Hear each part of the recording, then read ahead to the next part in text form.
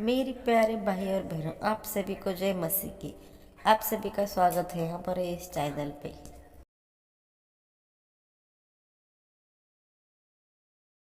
Romeo के नाम पौलुस प्रेरित का पत्र, अध्याय 1।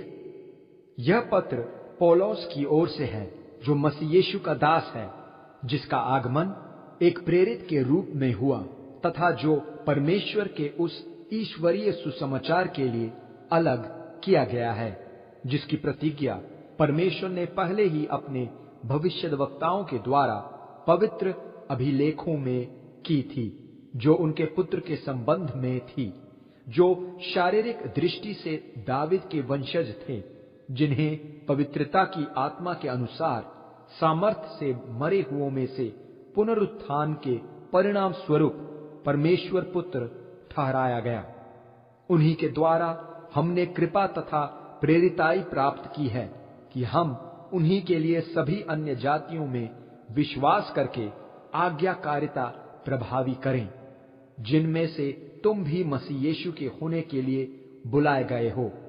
यह पत्र रोम नगर में उन सभी के नाम है जो परमेश्वर के प्रिय हैं, जिनका बुलावा पवित्र होने के लिए किया गया है। परमेश्वर हमारे पिता तथा प्रभु मसीह यीशु की ओर से तुम में अनुग्रह और शांति बनी रहे।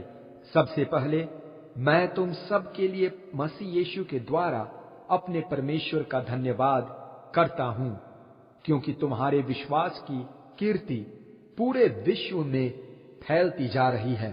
परमेश्वर, जिनके पुत्र के ईश्वरीय सुसमाचार का प्रचार मैं पूरे हृदय से कर रहा हूं, मेरे गवाह हैं कि मैं तुम्हें अपनी प्रार्थनाओं में कैसे लगातार याद किया करता हूं और विनती करता हूं कि यदि संभव हो तो परमेश्वर की इच्छा अनुसार मैं तुमसे भेंट करने आऊं।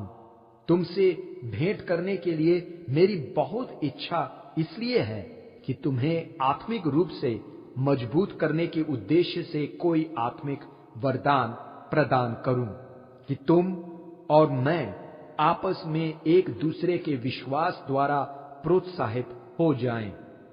प्रियजन, मैं नहीं चाहता कि तुम इस बात से अनजान रहो कि मैंने अनेक बार तुम्हारे पास आने की योजना बनाई है, कि मैं तुम्हारे बीच वैसे ही उत्तम परिणाम देख सकूं जैसे मैंने बाकी अन्य जातियों में देखे हैं, किंतु अब तक इसमें रुकावट ही पड़ती रही है। मैं यूनानियों तथा बर्बरों, बुद्धिमानों तथा निर्बुद्धियों दोनों ही का कर्जदार हूं। इसलिए मैं तुम्हारे बीच भी तुम जो रोम नगर में हो, ईश्वरीय सुसमाचार सुनाने के लिए उत्सुक हूं। ईश्वरीय सुसमाचार मेरे लिए लज्जा का विषय नहीं है। यह उन सभी के उद्धार के लिए परमेश्वर का सामर्थ्य है जो इसमें विश्वास करते हैं, सबसे पहले यहूदियों के लिए और यूनानियों के लिए भी, क्योंकि इसमें विश्वास से विश्वास के लिए परमेश्वर की धार्मिकता का प्रकाशन होता है, जैसा कि पवित्र शास्त्र का लेख है, वह जो विश्वास द्वारा धर्मी है जीवित रहेगा। स्वर्ग से परमेश्वर का क्रोध उन मनुष्यों की अभक्ति तथा दुराचरण पर प्रकट होता है जो सच्चाई को अधर्म में दबाए रहते हैं, क्योंकि परमेश्वर के विषय में जो कुछ भी जाना जा सकता है वह ज्ञान मनुष्यों पर प्रकट है। इसे स्वयं परमेश्वर ने उन पर प्रकट किया है। सच यह है कि सृष्टि के प्रारंभ ही से परमेश्वर के अनदेखे गुण, उनकी अनंत सामर्थ्य तथा उनका परमेश्वरत्व उनकी सृष्टि में स्पष्ट है और दिखाई देता है।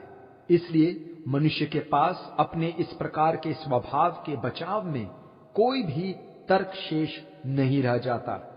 परमेश्वर का ज्ञान होने पर भी उन्होंने न तो परमेश्वर को परमेश्वर के योग्य सम्मान दिया और न ही उनका आभार माना।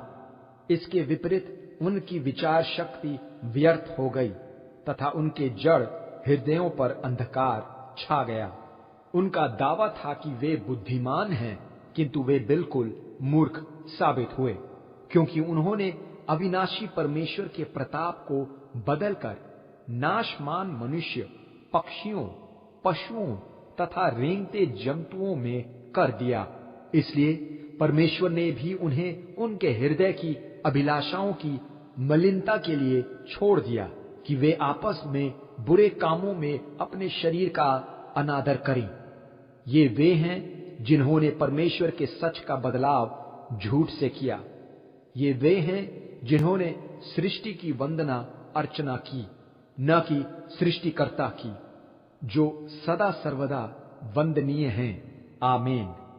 यह देख परमेश्वर ने उन्हें निर्लज्ज कामनाओं को सौंप दिया।